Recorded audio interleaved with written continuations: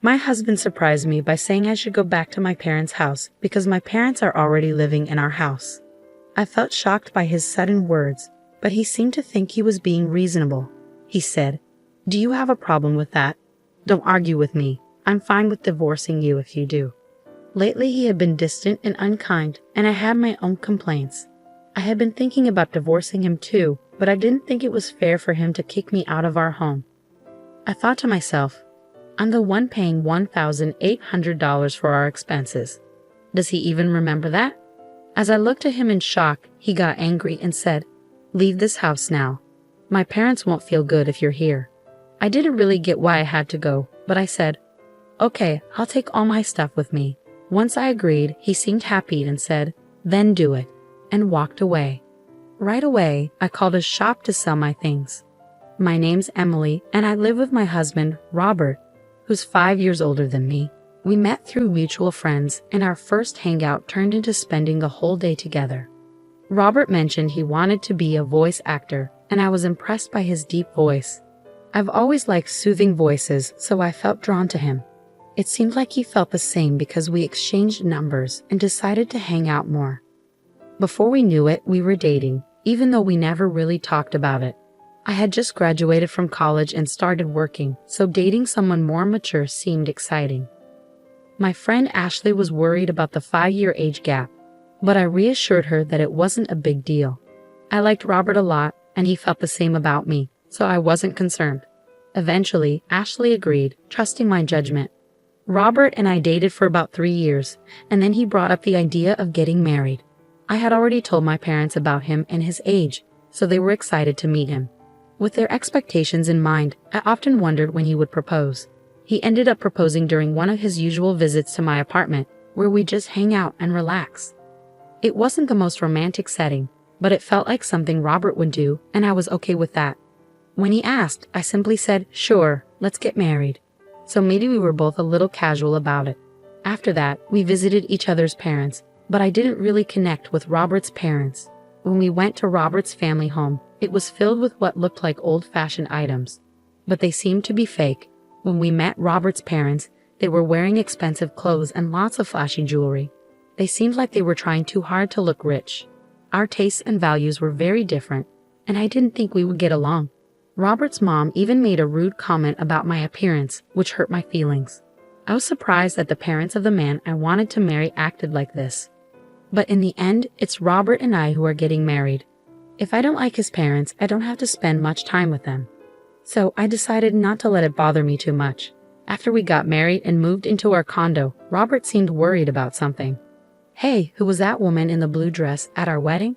"Which woman in a blue dress?" There were a few guests at our wedding who wore blue, so I couldn't figure out who he was talking about based on that alone. "You know, the one who gave a speech as your best friend." "Are you talking about Ashley?" "Yes, she was wearing a blue dress." When Robert said this, he seemed a bit uneasy. "What's wrong with Ashley?" I asked, confused by his reaction. "Oh, it's not a big deal. The other day, I thought I saw someone who looked like her when I was going to work. That's when I remembered she gave a speech as your best friend at the wedding."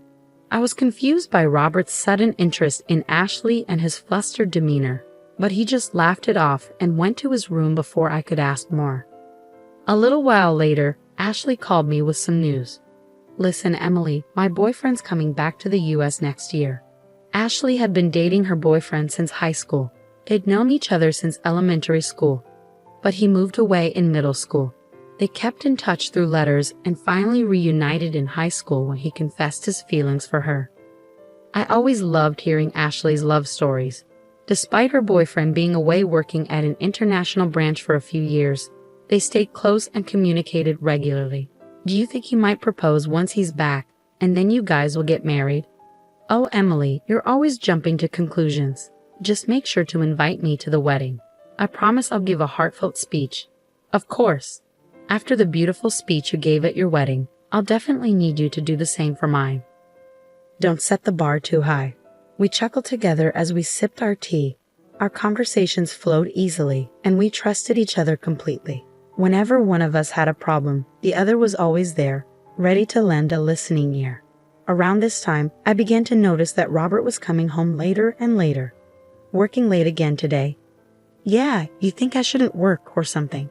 Even after we got married, Robert held onto his dream of becoming a voice actor. He was working hard to pursue his passion, but it meant he had to take on part-time jobs to make ends meet. Unfortunately, all the money he earned from those jobs went straight into his voice acting classes, so I had to cover all our living expenses.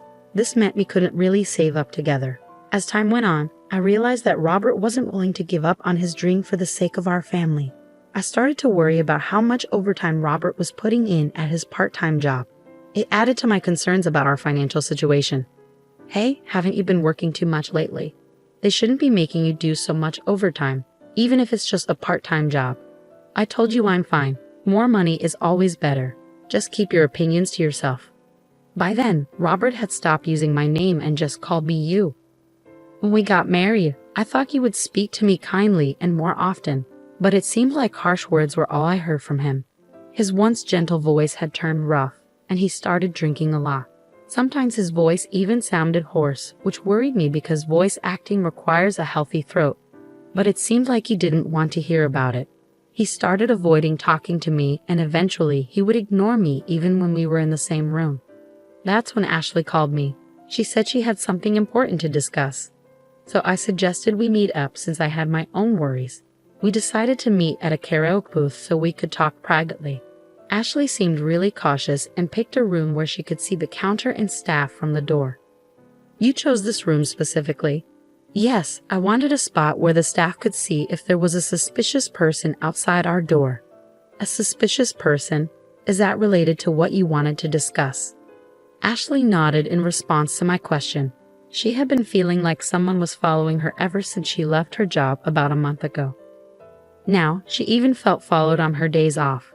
The reason she chose a room where the staff could easily see was that she thought the person stalking her might try to eavesdrop on our conversation. Did you talk to the police about it? I tried, but since there's no actual contact, they can't do much. What about your boyfriend? He's coming back in a month. I thought I'd discuss it with him too, but I wanted to first talk to you, someone close by.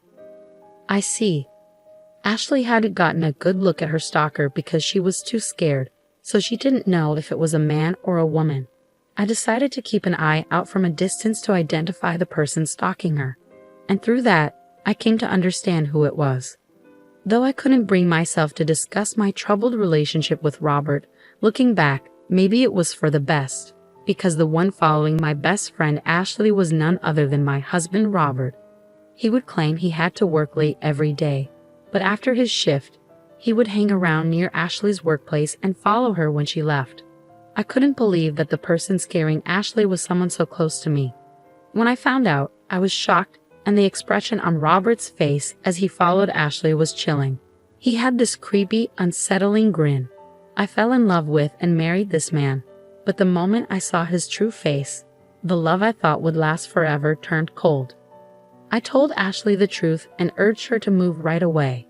With the help of her colleagues, she arranged for someone to drive her from the underground parking lot to her new place for a while. After we took these precautions, Robert's frustration grew, and one day, it boiled over. My parents are going to live here, so you need to go back to your parents' house. I was shocked by Robert's sudden demand, but he seemed convinced he was being reasonable. If you have a problem with that, then I'm fine with divorcing you, he said, starting to lose his temper. Even though I had my own issues with him and had considered divorce, I didn't think he could just kick me out of our home. I'm the one paying $1,800 for our monthly expenses. I wonder if Robert even remembers that. When I gave him a skeptical look, he got angry. Just leave already. My parents can't move in if you're still here. Why do I have to leave? I don't understand at all. But I said, okay, I'll take everything I bought with me. Seeing me agree, Robert just told me to hurry up and walked away. I immediately contacted a local buyback service. The next day, they came to our apartment. At first, Robert smirked, thinking I was leaving. But when he saw the workers assessing all our furniture and appliances, his eyes widened in shock. After the evaluation was done, except for what was in Robert's room, a staff member handed me a quote, saying, "The total value is $22,000. I quickly signed, saying, "Okay, sell it all." Suddenly, Robert snapped back to reality and grabbed my arm. Why are you selling everything? My parents are going to live here. How can they if there's no furniture? I shook off his grip. What do you mean? When we got married, you told me you were broke because you were paying for your acting classes. You asked me to handle the rent, furniture, and living expenses. I never knew you were that broke. I feel deceived. Remember the $1,800 I've been covering every month? From now on, you'll pay that. And with your parents moving in, I bet it'll be even more. Robert went pale, but he quickly tried to regain his composure. You thought talking about money would make me cancel the divorce? Who do you think you are? I've already gotten close to a rich lady, he said, striking a pose. But then I remembered Robert following Ashley recently. If what he considered getting close was his stalking behavior, then he was seriously deluded. Ashley came from a wealthy family. Her grandfather was a businessman, and now her father had taken over. Ashley truly was the perfect heiress, but she didn't flaunt it. She spent money like me and our friends, and no one judged her based on her family's wealth. However, Robert seemed to have found out about Ashley's wealthy background and decided she'd be a better match. Could he possibly think that if two people are the same age, the wealthier one is better? That infuriated me. But Ashley would never marry Robert. Her high school boyfriend, whom she'd been dating for years, was coming back to the States soon. They would likely get married. I mentioned how Ashley felt really creeped out because someone had been stalking her every day. When Robert heard that Ashley found him creepy and that they weren't close, he was shocked. I always walked Ashley home, he said. You're lucky I didn't call the police, I replied. But I didn't know she had a boyfriend. He's been away. She'd pick me over someone she doesn't know. They've been writing letters since they were kids and talk almost every day. And unlike you, who's only had part-time jobs, her boyfriend is successful. Even her dad likes him. Robert looked really sad when I said all that. But when the people came to take away our stuff, he seemed to feel better. I guess you're all I've got now. You'll always support my dream of being a voice actor, won't you? He asked, trying to look cool. I gave him a cold stare and said sorry. I've already started divorce proceedings. Let's talk through our lawyers from now on. Robert, maybe thinking I still liked him, held on to me. Don't say that. Haven't we been getting along all this time? Getting along? When? Since you found out my best friend Ashley is rich, you've been distant and hanging out with her. Right after we got married, I realized I made a mistake. Robert started crying, even though he's older than me. Seeing him cry like a kid made me like him even less. I couldn't stand being near him anymore. Stop it. Oh, I also told your uncle we're getting divorced. Your uncle? You know he's tough, right? Well, I've been paying all the rent and bills until now. When I told your uncle I might leave, he said he'd make you work for him. That means I can't keep studying voice acting. You hardly practice anyway. Maybe it's time to face reality. And if you go near Ashley again, I'll call the police. Goodbye.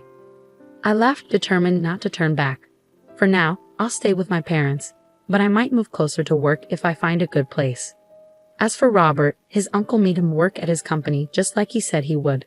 Then Robert's parents, who were planning to live off him after he married Ashley, also moved in. They all ended up working for the uncle. It seems like taking advantage of people runs in their family. I'm just glad I got away from that toxic situation. Age doesn't matter much, but I'll be more careful choosing my next partner. On a brighter note, after things settled with Robert, Ashley invited me to her wedding. She introduced me to her long-term boyfriend, and I truly wish them happiness. My marriage didn't work out, but I hope Ashley's lasts a long time.